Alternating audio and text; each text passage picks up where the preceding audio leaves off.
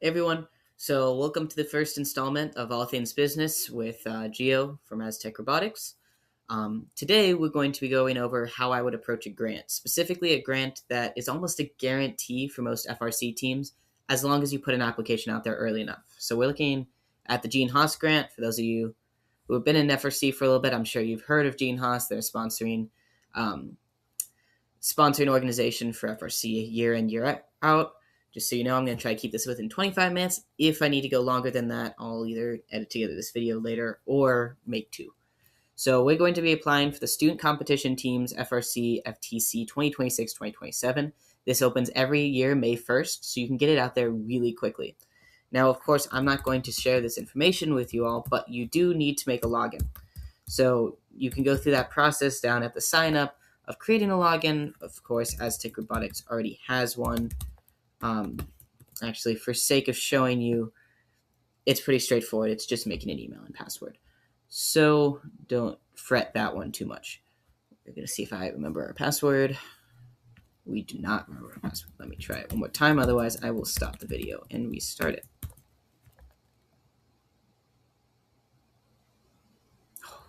Maybe this was a bad idea to go on through without actually trying. There we go. Now it seems happier.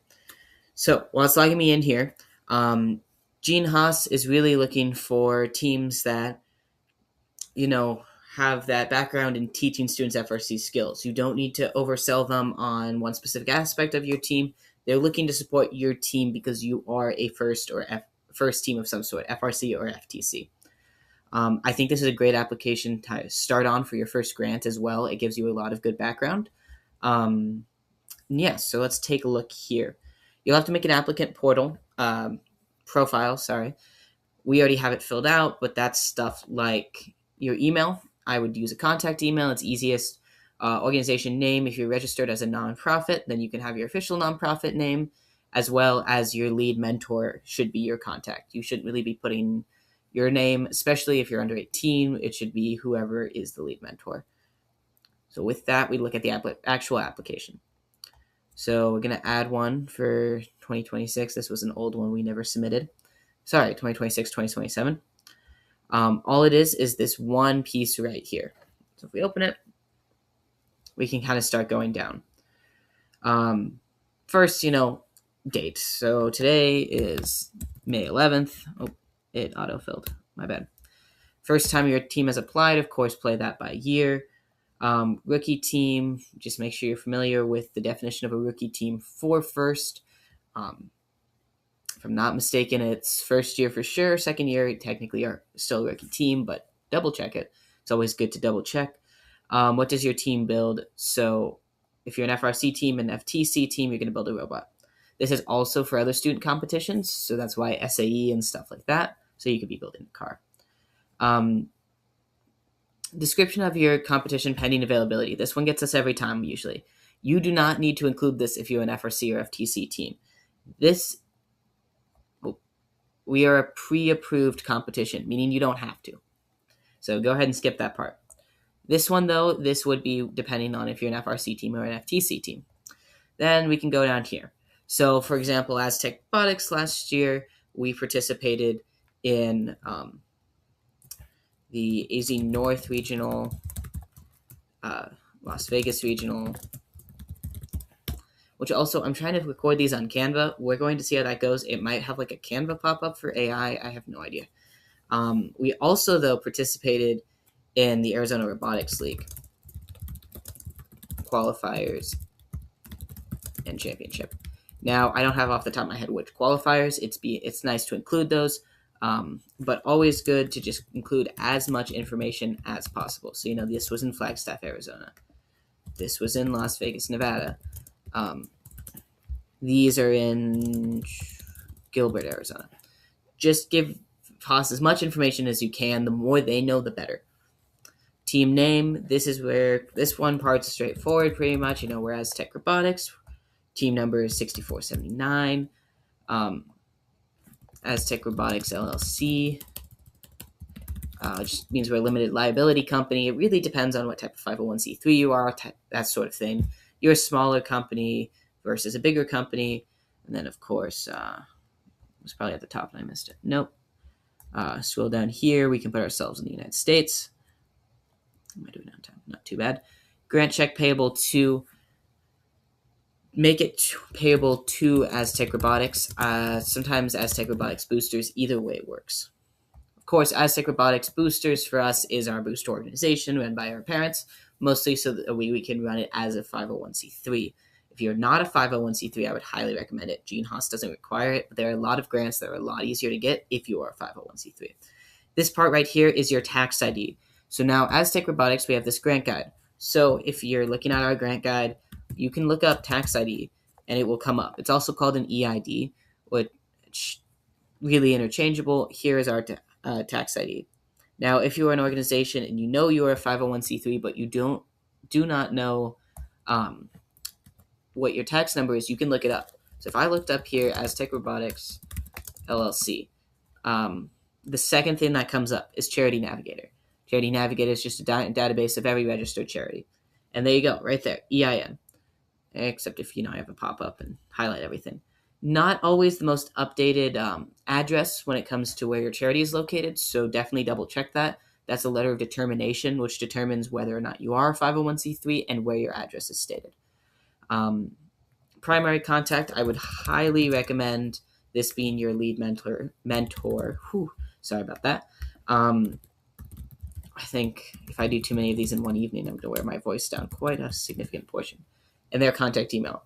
Our lead mentor prefers to have emails sent to her school email because she's a teacher. She checks that most commonly. Really, it's up to your lead mentor.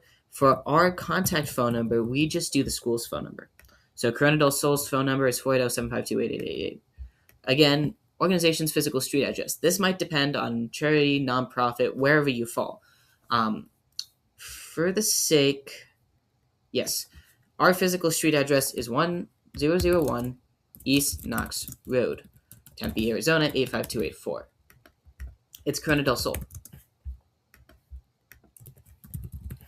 Now, sometimes on grants, you will want to put instead whatever our letter of determination says is our location address. I'm not going to include that in this one because it's going to change constantly over the next few years, but really make sure you differentiate those two. Where is the place you meet versus the place that your 501c3 says? Are those the same? Are those different?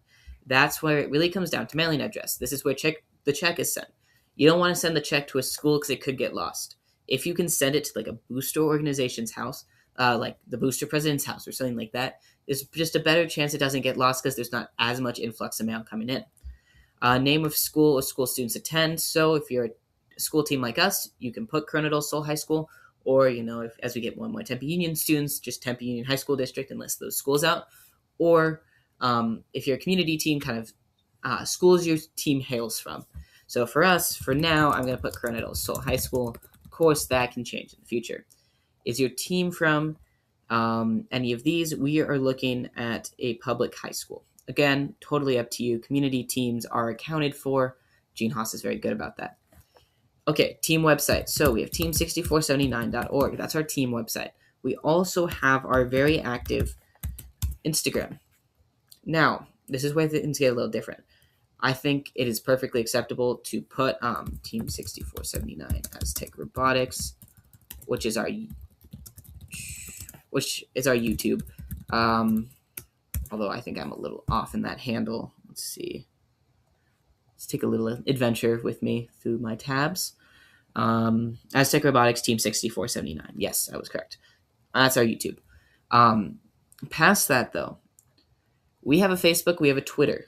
We don't use either. We technically, I think, have a TikTok, too. But they're not active. You don't need to provide non-active team website social media links. The only thing that's different moving forward here is we also have hashtag Rainbow Robotics, which is something we started this season, really getting people involved in Rainbow Robotics, and that can be listed as a team hashtag. Now, contact information. So this is going to get a little repetitive.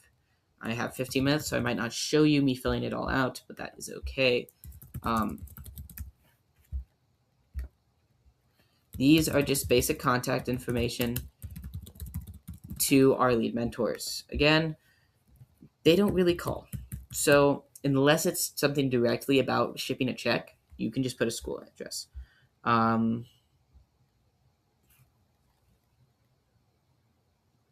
Again, phone, cell phone, most people have the same thing now, so you can just do same.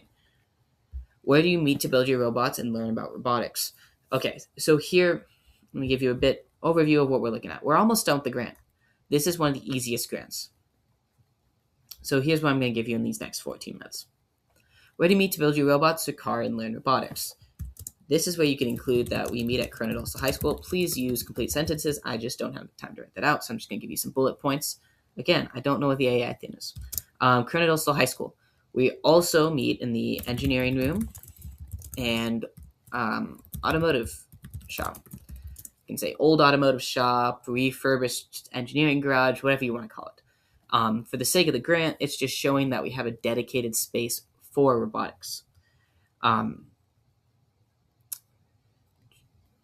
There's not all that much to this question. You can elaborate a little bit more on how we learn robotics through engineering classes as well,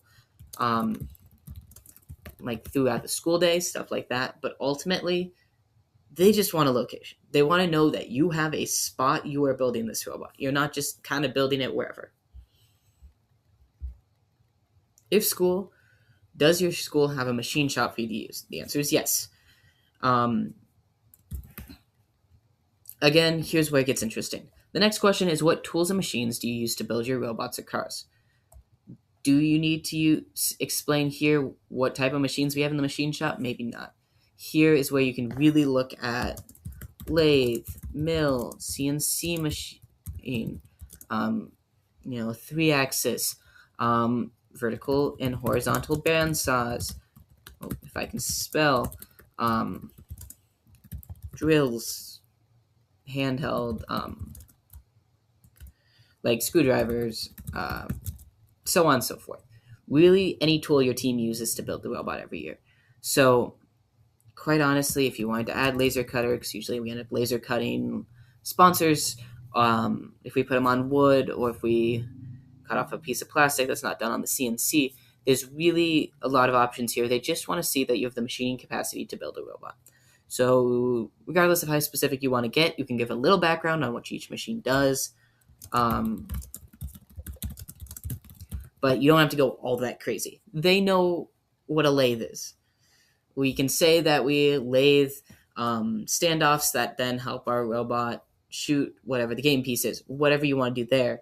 But you don't need to explain that a lathe is something that takes a rod and it spins it in a circle, like a shaft. They know what a lathe is, even though I'm tired and giving you an awful explanation of a lathe. Hopefully you know what a lathe is. If you don't, know what your tools are before you're going into this, especially if you're kind of new to writing a grant. I forgot to mention, too, up here, when you're new to writing a grant, this can be someone's garage. They want to see you have a strict location that you do meet, that you're not just bouncing around houses. Tell us who some of your sponsors are. These are sponsors you're guaranteed for this season already. So if I'm submitting this in May, we're looking at the 26-27 season.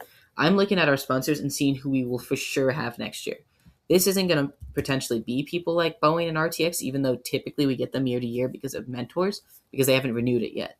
Instead, we're looking at people like Copper State, who funds our bolts every year. They don't make us reapply year to year. Wishes and Stitches. Again, it's Miss Januzzi, who is one of our mentors. She sponsors us year in, year out. We don't need to renew that with her. Those are those kind of sponsors you're looking for. If you're looking for a more incorporated list, I would look at whoever your sponsors were on Blue Alliance last year.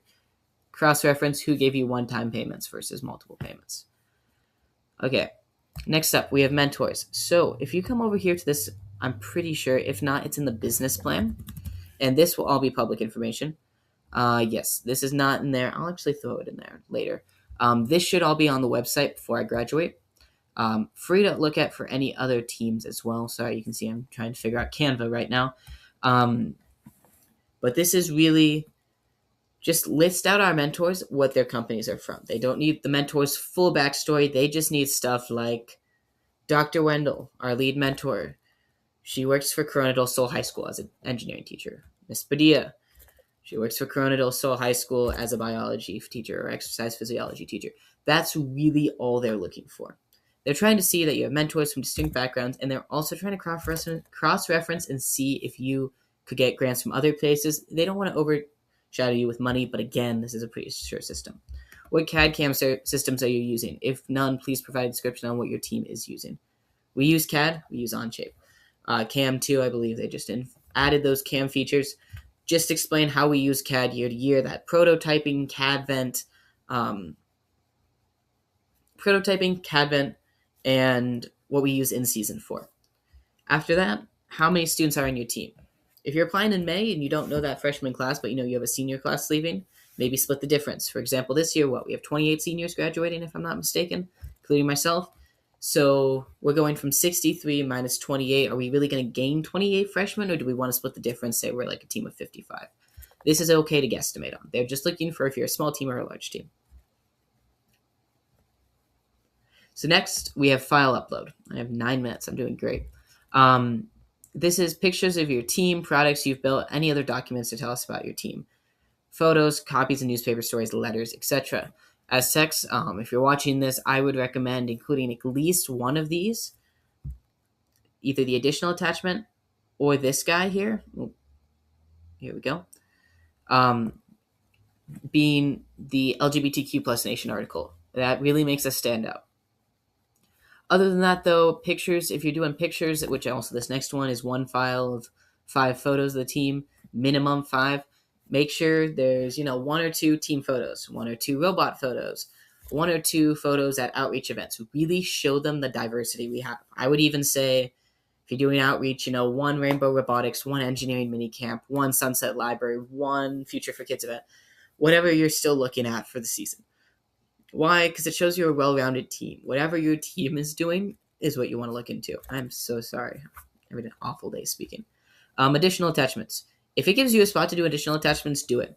Whether that be another news article, whether that be a thank you letter from someone who you helped this past season, something to do with an award you won, really anything to show off your team. After that, acknowledgements, mark complete, and then when you save that draft,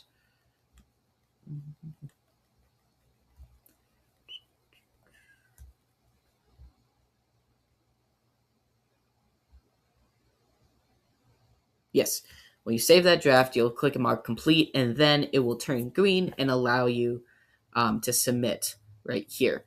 Of course, ours isn't done. Please don't submit this just yet. But just a couple quick tips while I have you here.